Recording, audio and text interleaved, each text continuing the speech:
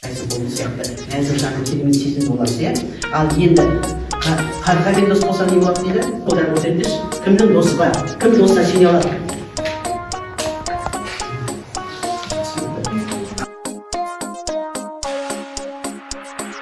Әрбір бала ұғынса тәрбиенің мәнін, бойға сіңген ақыл ғой, бақыт жетер бәрі. Мысалы, жақсымен аралассаң, жақсарасың дейді.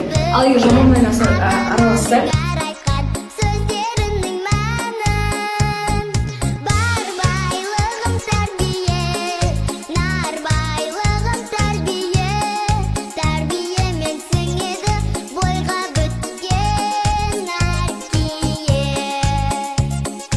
Бар байлығым тәрбие, нар байлығым тәрбие, тәрбиемен сіңеді бойға Не үшін? біткен.